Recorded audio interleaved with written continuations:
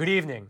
Over in Arizona, the election audit is beginning to wrap up. It was just announced that the hand recount portion is now complete, and the audit team have shifted their focus to completing the final phase, which is to go back and make sure that every single ballot is authentic. However, it looks like the federal government has their own ideas. As Merrick Garland, who is the Attorney General, he just issued a very stern message. He said that he is doubling the amount of lawyers in his Civil Rights Division to, among several other things, scrutinize election audits.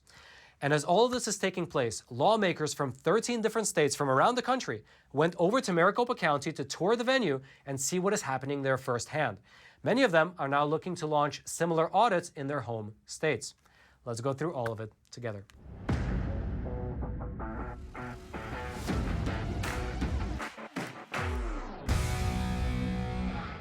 This is your daily Facts Matter update, and I'm your host, Roman from the Epoch Times. Now let's begin today's discussion over in Arizona. But actually, just before we do, as a quick aside, right there at the top of the description box is a link to Epoch TV, our brand new no-censorship video platform where you will find all the awesome Epoch Times video programs, as well as exclusive episodes for our show, Facts Matter.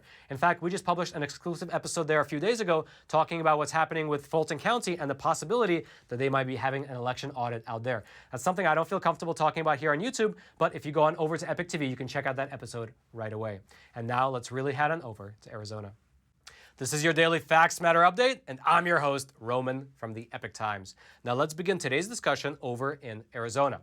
As you likely already know, the large-scale audit of the 2020 election over in Maricopa County has officially been underway for close to 2 months now.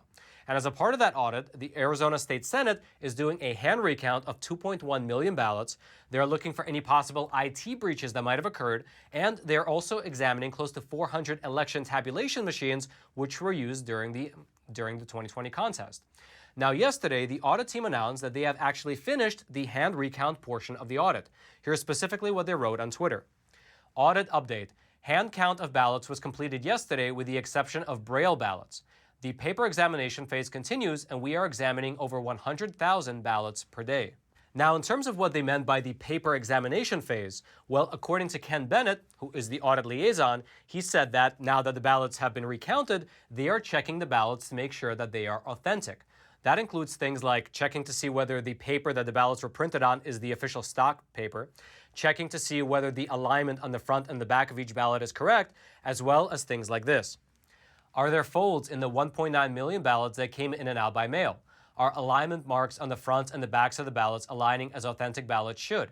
Is there a depression in the oval where a human handheld device would have filled in that oval as opposed to an inkjet printer or a Xerox machine or whatever you might think?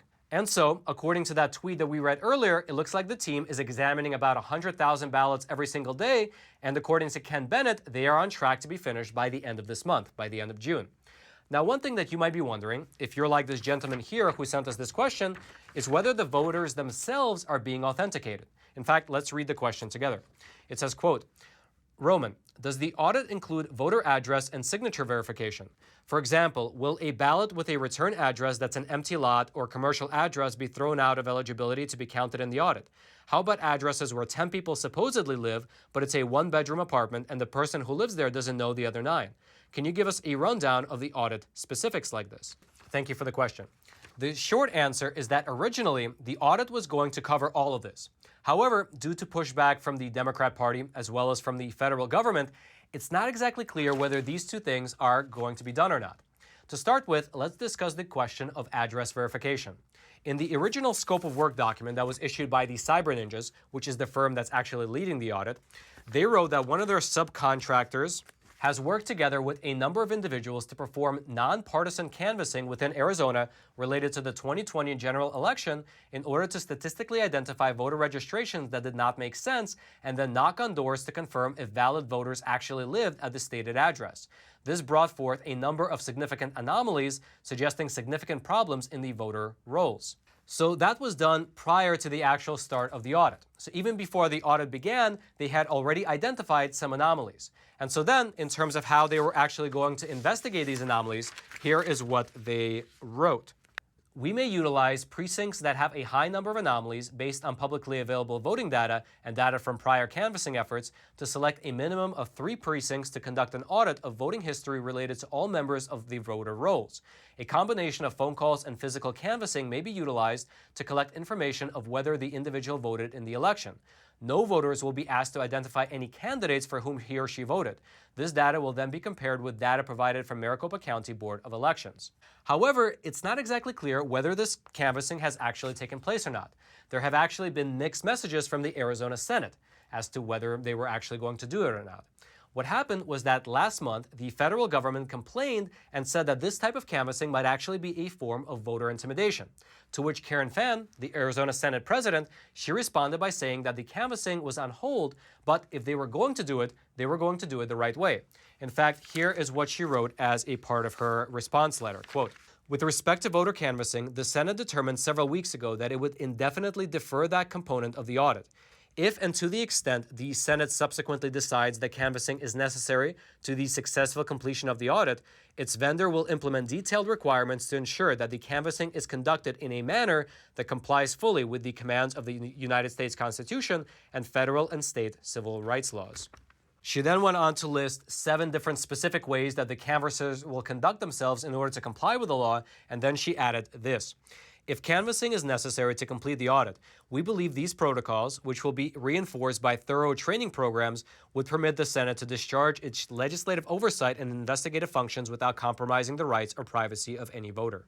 And so, as to whether this canvassing has taken place or not, well, we'll likely know at the very end when we read the final report. Now, in regards to the second part of that question, the signature verification part, that was something which was actually initially part of the audit. In fact, when the audit first began back in April, Ken Bennett, he told media during a press conference that the audit team would be in fact verifying signatures from at least some of the ballots. However, the Democrat Party then filed a lawsuit against the auditors, which was settled in court. I actually have the settlement agreement right here. And as a part of that settlement, the Cyber Ninjas, they agreed to pause the signature verification. Here's what the settlement agreement said about this part. It said, quote, "The Cyber Ninjas and their agents will not compare signatures on early ballot envelopes with signatures from the voter registration file, and will notify plaintiffs, meaning the Democrat Party, within 48 hours of any decision to undertake such signature comparison and afford plaintiffs 48 hours to respond to resolve any concerns." Now again, thus far, it's not exactly clear whether they restarted the signature verification process. That is something that we'll likely know when we have the final report in hand. Now, in terms of when we'll be getting the final report for ourselves so we can look through it, according to the state of work document that was put together by the Cyber Ninjas before they actually began the audit, they said that the final report will be delivered 1 week after the other phases of the audit are completed. And so, if everything follows the timeline that Ken Bennett laid out, then the audit itself should be finished by the end of this month, by the end of June, and then we can realistically expect to see this final report by the second week of July. Now, as we already mentioned in our previous episode, Merrick Garland, who is the Attorney General at the federal level, he recently came out and made a statement which was very critical of these types of election audits. Here's what he said as a part of that statement. "Some jurisdictions, based on disinformation, have utilized abnormal post-election audit methodologies that may put the integrity of the voting process at risk and undermine public confidence in our democracy." He then went on to further announce that the Department of Justice will double the number of lawyers in their Civil Rights Division to, among several other things, scrutinize these types of election audits. Now, the big question is whether the federal government actually has the authority to do this. Because according to the election provisions that you can find over in Articles 1 and 2 of the U.S. Constitution, as well as with the 10th Amendment and the way that it grants all unenumerated rights to the states rather than to the federal government, it would appear, at least at the surface level, that the sole authority to administer anything election-related falls to the states, not the federal government. And it looks like Mark Brnovich, who is Arizona's Attorney General, he's a Republican, he seems to agree with this viewpoint. In fact, he sent this letter right here. He sent this letter right here back to Merrick Garland as a response to his earlier statement. Let's go through it together.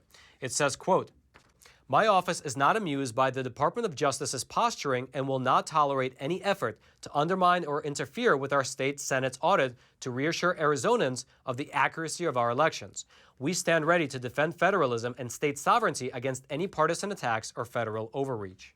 And then Mike Brnovich goes on to explain how our federalist system is set up and how, according to the U.S. Constitution, it is the right of the individual states to handle their own election-related matters. Here's what he wrote, quote, "It is important to remember that the states created the federal government, not the other way around.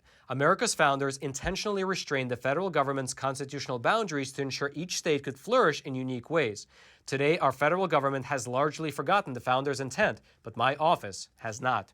Arizona will not sit back and let the Biden administration abuse its authority, refuse to uphold laws, or attempt to commandeer our state's authority. Now, we here at the Epoch Times, we reached out to the Department of Justice to get a comment on this letter, but we have yet to hear back.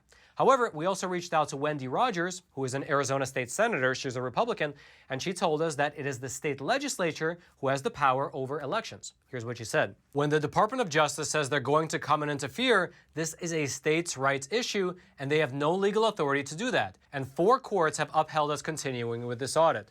Now, she mentioned that 4 courts have upheld this audit, and that is something worth highlighting. Because one of the claims that critics of this audit are making, critics like the Secretary of State Katie Hobbs and Attorney General Merrick Garland, both of whom are Democrats, by the way, they're saying that this audit is not secure because it puts voters' information and voter security at risk. For instance, here's what Merrick Garland said as a part of his statement. "Those audits may violate provisions of the Civil Rights Act that require election officials to safeguard federal election records." However, when the Democrat Party attempted to stop this audit through a lawsuit, the judge in the case, he dismissed it, saying that the Democrats have not presented substantive proof of either security or privacy violations. And the reason that all this is so important, the reason that we are examining so closely what is happening over in Arizona, is because it might be the case that similar election audits spring up across this country, modeling themselves on what Arizona has already done. In fact, Hello? Hey, Roman, it's me. Nah, I'm just kidding. I wanted to take a quick moment and introduce our sponsor for today's episode, which is an awesome company called AMAC, or AMAC, and it stands for the Association of Mature American Citizens. Now, I do consider myself a mature American citizen, but I'm about 19 years too young to join AMAC.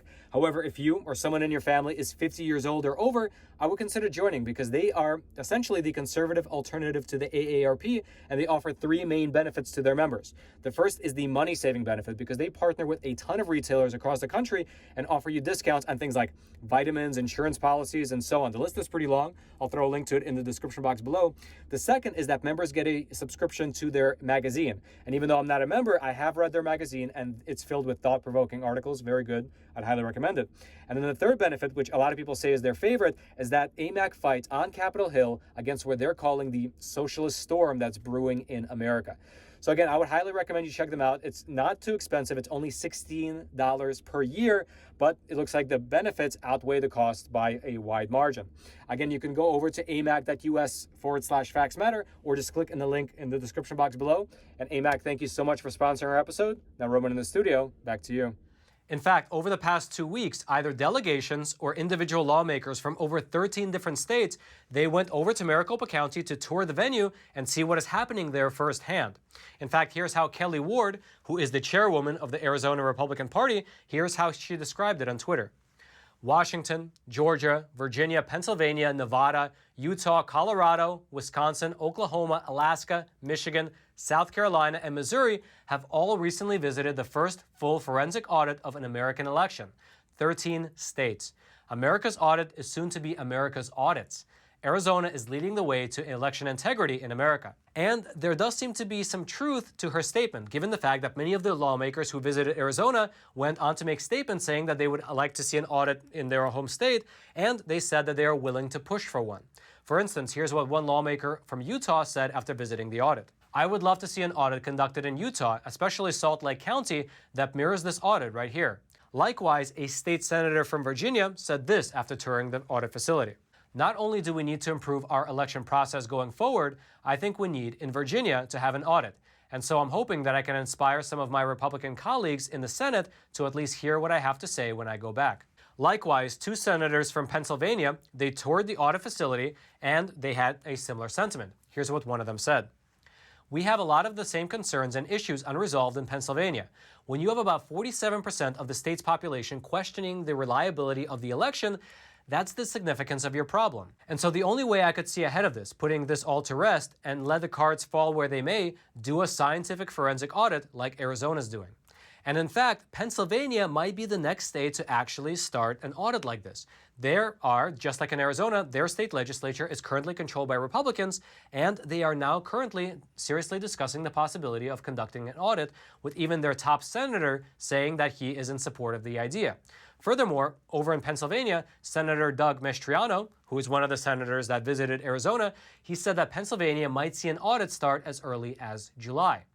Likewise, the chairman of Nevada's Republican Party, he said that even though Nevada's legislature is currently controlled by Democrats, he says that there might be a path to conduct an audit outside of the legislature. After visiting Arizona, here's what he said. We intend to take and look at every legal option we have of bringing an audit here to Nevada. Likewise, a representative from Alaska, who visited the audit, said this. I'm grateful for the efforts that those in Arizona are making to increase confidence in their elections and hope we will be able to increase the confidence that Alaskans have in our elections as well. And so, as you can see, the way that Arizona auditors are conducting their forensic audit, the way that they're handling ballot security, the way that they're handling the venue security, the way that they're handling pressure from the federal government, and the way that they're handling lawsuits from the opposition, these are all very important because it's not just for Arizona. It might potentially provide a blueprint for all the other states which are interested in conducting audits of their own. And in terms of what the Arizona audit finds, well, according to Wendy Rogers, who is an Arizona senator, she says that lawmakers have the will to act on anything that is discovered. Now, if you would like to read more about this audit out in Arizona or these other audits that might be potentially springing up across this country, or if you would like to read any of the documents that we went through for yourself, all those links will be down there in the description box below this video for you to check out. Now, lastly, as we already mentioned in several previous episodes, on the very same day that Joe Biden was sworn into office, coincidentally, YouTube made the unilateral decision to demonetize our program. We can now no longer run any ads before, during, or after our episodes, and the Super Chat feature has just been disabled. They essentially are snuffing out our ability to monetize our content, and by the way, that is all even besides the normal type of censorship and throttling that our channel was always experiencing. However, we here at the Epoch Times, we decided to take action and we created something very cool. It's called Epoch TV. It's our brand new no censorship video platform where you can find all of the Epoch Times video programs like The Larry Elder Show, Crossroads with Joshua Phillip, American Thought Leaders, Life and Times, China in Focus, and our show Facts Matter. And on there you will find exclusive episodes that you will not find here on YouTube, largely because of the censorship. In fact, a few days ago, we published an awesome episode about what's happening over with Fulton County and the possibility of an audit happening there. In fact, here's a trailer for that episode. The November election, which took place over in Fulton County, Georgia, is under the microscope right now. Sworn affidavits from poll workers were so compelling that they convinced a judge to unseal 147,000 absentee ballots in order to investigate them for possible fraud. However, at the very last minute, literally one day before it was scheduled to begin, county officials filed motions to dismiss and indefinitely postponed the investigation. But that was just the tip of the iceberg, because 2 days later, a security alarm went off in the building where the physical ballots were being stored. Photos from that day show the door to the building was left wide open, and the guards who were supposed to be on duty happened to leave just 20 minutes beforehand, and so the building was left unattended. What exactly happened there? And amidst all this, the mother and daughter team who were present at the State Farm Arena when ballots were being counted in the middle of the night were just issued notices from the court to come in for an official deposition. Let's go through what's happening over in Fulton County together in an exclusive episode of Facts Matter found only on Epoch TV.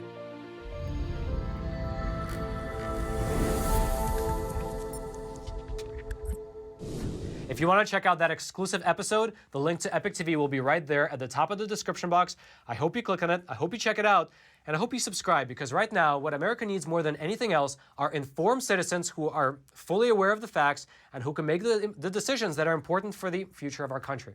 So again, the link will be right there. Hope you check it out, and I hope that you join us on this journey of exploring this beautiful world through honest journalism that's based in truth and tradition. Now, lastly, if you haven't already, smash that like button for the YouTube algorithm. Subscribe to this YouTube channel if you haven't already in order to get this type of honest news content delivered directly into your YouTube feed while you still can. Also, follow me if you have an Instagram account on Epoch Times Roman. I publish some of my research as I'm doing it, and as well as some behind-the-scenes stuff. And also, subscribe to our new newsletter. If anything ever happens here on YouTube, if you log into YouTube and suddenly our channel is not here, well, we can email you things with our new newsletter. It'll be in the description box below. You can subscribe there. Now, lastly, until next time, I'm your host, Roman from the Epoch Times. Stay informed and stay free.